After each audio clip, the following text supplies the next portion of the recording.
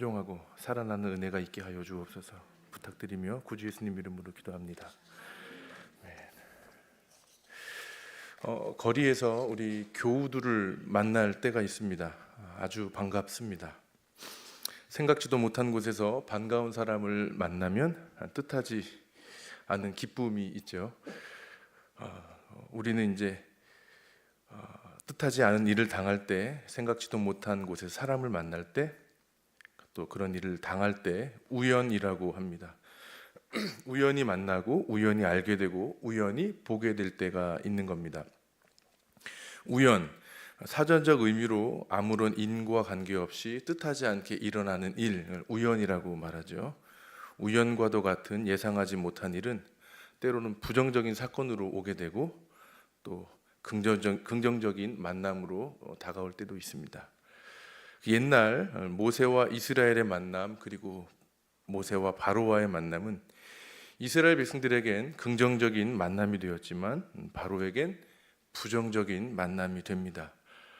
사실 이스라엘이 모세를 만난 게 아니죠. 하나님께서 모세를 부르셔서 모세를 애굽으로 보내시고 이스라엘을 만나게 하신 겁니다.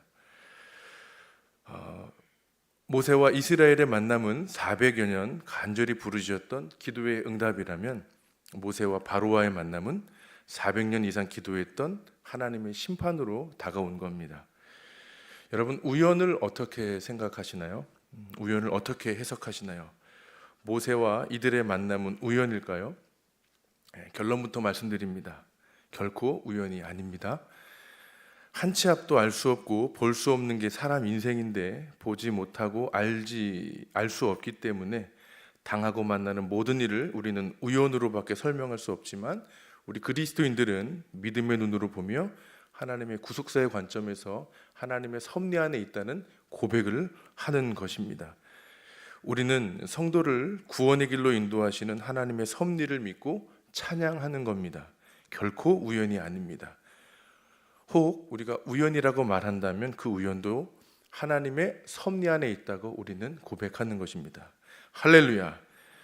인생에 어려움이 있습니다. 인생에 고난이 와요. 인생만 그런가요? 공동체에도 어려움이 옵니다. 이스라엘 백성들이 그런 것처럼 신앙 공동체가 당하는 어려움이 있습니다. 우리 교회도 재척이란 큰 문제가 생겨났고 지금 온 교우들이 이 예배당을 잃어버리지 않기 위해 기도하며 여러 방법을 간구하고 하는 겁니다. 홍해 이후에 이스라엘 백성들에게 5번에 걸친 광야의 고난이 있었습니다. 오늘 본문은 첫 번째 고난 이야기입니다. 출애굽기 15장부터 18장까지 내용이 그 고난의 이야기죠. 수르광야, 신광야, 르비딤. 르비딤은 광야를 지나는 길에 있는 오아시스입니다. 광야가 아니고 광야는 지나는 길에 만나는 오아시스. 이곳 르비딤에선 큰 사건을 2번에 연달아 걸치게 되고 또 마지막 5번째 광야로 장소가 나오진 않지만 모세의 장인이 찾아와 만나는 어려움. 모세도 이스라엘 백성들도 모두 하나가 되어 이것을 통과해야 되는 인생 5대 광야의 사건이 출애굽기 15장부터 18장까지 기록되어 있는 겁니다. 여러분, 시련이나 고난을 당할 때 그 사건을 우연으로 여기지 말아야 할 것은 출애굽 전에 그들이 하나님께 부르짖었던 그들의 고통의 문제가 있었던 겁니다. 하나님은 400여 년이 지나서 하나님의 때라 여기시고 출애굽을 시작하게 하시며 홍해와 5대 광야, 시내산 언약을 주시고 또 제사를 위한 성막 준비까지 모든 과정을 하나님의 타임라인 안에 세워두셔서 1년의 모든 사건들을 배열해 놓으시면서 하나님의 백성으로 세우시고 훈련하시는 겁니다. 오늘 본문은 앞서 말씀드린 것처럼 광야에서 만나는 첫 번째 고난 이야기입니다. 고난을 통해 배우길 원하시는 하나님의 마음을 같이 배우고 우리 인생과 우리 교회가 직면한 상황들을 믿음으로 잘 헤쳐나갈 수 있기를 축복합니다. 22절 같이 보겠습니다. 22절 같이 읽습니다. 시작. 모세가 홍해에서 이스라엘을 인도하며 걸었으나 물을 얻지 못하고. 이스라엘이 홍해를 지나 광야로 들어갑니다. 그곳 광야 이름을 뭐라고 나오죠? 수르 광야 나옵니다. 수르 광야를 포함해서 5번의 광야를 지날 때마다 이스라엘 백성들은 문제를 만나게 됩니다. 고난을 만나는 거죠. 우리가 살펴볼 것이지만 광야에서 만나는 문제를 보는 겁니다. 그리고 이제 그 문제를 대하는 백성들의 반응과 태도를 볼 수 있고, 그 문제와 반응 이후에 하나님이 내려주신 처방이 있습니다. 또 그 처방을 통해 얻게 되는 영적인 의미와 영적 교훈을 이스라엘 백성들이 알게 되는 겁니다. 첫 번째 고난의 장소가 수르 광야입니다. 수르 광야에 도착했고 거기서 사흘길을 걸었는데 물을 얻지 못한 겁니다. 23절 보세요. 제가 읽습니다. 마라에 이르렀더니 그곳 물이 써서 마시지 못하겠으므로 그 이름을 마라라 하였더라. 수르 광야에 도착했고 거기서 사흘길을 이제 더 걸어 마라에 이르렀는데 그곳에 물이 써서 마실 수 없는 겁니다. 어떤 문제인지 22절, 23절 여러분 눈으로 보시기 바랍니다. 수르 광야에 도착했는데 거기서 사흘길을 더 걸었고 물을 얻지 못해 마라에까지 이른 겁니다. 근데 그곳에 물이 있었는데 물이 써서 마시지 못하는 겁니다. 문제가 뭘까요? 물이 쓴 겁니다. 물이 쓴 거예요. 물이 써서 마실 수 없는 게 문제입니다. 물을 먹어야 되는데 마실 수 없는 물만 있는 겁니다. 여기 보니까 성경에 사흘이란 시간 3일이죠. 사흘이 이렇게 지났다라고 나옵니다. 성경에 보면 사흘과 관련된 사건들이 많이 나옵니다. 예컨대 다윗이 사울을 피해 블레셋으로 망명했을 때 뜻하지 않게 이스라엘과 전쟁을 해야 합니다. 그때 블레셋 장수들이 다윗이 전쟁에 나가는 걸 싫어하기에 다행히도 전투를 하지 않게 되었고 그들이 머물던 블레셋 땅으로 돌아갔는데 돌아가 보니 아말렉 군대가 들어와서 아내들과 노인들 다 잡아간 겁니다. 그때 다윗과 모든 군대가 잡혀간 사람들을 도로 찾기 위해서 부하들과 함께 밤낮을 먹지 않고 달린 시간을 사흘이라고 말합니다. 잡혀간 사람을 찾기까지 사흘 동안 달려간 겁니다.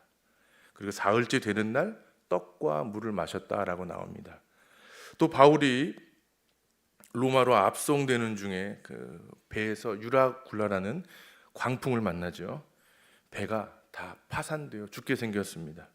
사태가 얼마나 심각했는지 말씀해 보면 사흘째 되는 날 그들은 배에 있는 모든 기구를 바다에 던져 배를 가볍게 했다고 나옵니다.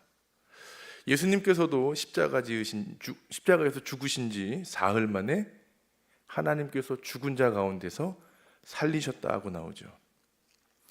성경의 사흘, 3일은 사람이 아무것도 먹지 않고 마시지 않아도 살 수 있는 최대의 시간을 말해줍니다. 이스라엘 백성들이요, 홍해를 지나 수르 광야와 마라에 이른 시간이 사흘이 지났다는 것은 하나님께서 이스라엘 백성들에게 이제 하나님의 전능하심을 한 번 더 나타내 보이시려는 징조와도 같은 말씀입니다. 이스라엘이 마라에 이르렀고 물이 써서 마시지 못한 겁니다. 여러분, 우리가 인생에서 당하는 고난을 두 가지로 생각해 볼 수 있어요. 인생의 모든 문제는 결국 두 가지입니다. 하나는 없어서 오는 문제입니다. 여러분, 뭐가 없을까요? 돈이 없어서 문제죠. 청년들은 직장이 없어서 문제입니다. 일하고 싶은데 일할 곳이 없는 겁니다. 결혼 정년기의 청년들은 배우자가 없어서 문제죠. 결혼은 했는데 자녀가 없어 고통 중에 있는 부부들이 있습니다. 또 건강을 잃어버린 하나님의 사람들이 있습니다. 없어서 오는 문제예요. 다른 하나는 어떤 문제가 있을까요? 있어서 오는 문제입니다. 직장은 있는데 직장 안에 사람들과 관계가 어렵습니다. 배우자는 있는데 배우자 때문에 힘들어요. 자식은 있는데 자식 때문에 마음 아픕니다. 여러분, 하나 여쭤보겠습니다. 속으로 대답해 보세요. 여러분, 인생에 오는 고난은 없어서 문제인 게 힘들까요? 있어서 있는 문제가 더 힘들까요? 아니, 속으로. 들키지 마시고. 목사님 무슨 말이에요? 둘 다 힘들어요. 여러분 잘 생각해 보세요.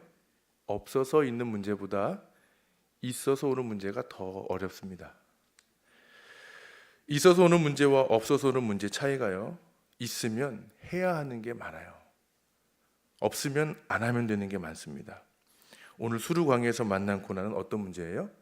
있어서 오는 문제입니다. 물이 있는데 마실 물이 없는 겁니다. 있어서 오는 문제.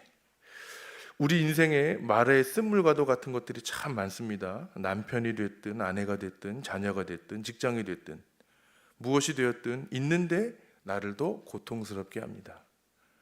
어느 분에겐 구역교회 공동체가 고통일 수 있고 어느 분에겐 사역이 그럴 수 있습니다. 쓴물이에요. 수르광에서 만난 첫 번째 고난, 이 문제 앞에 이스라엘 백성들은 원망하며 그렇게 나아간 겁니다. 두 번째 반응 보시기 바랍니다.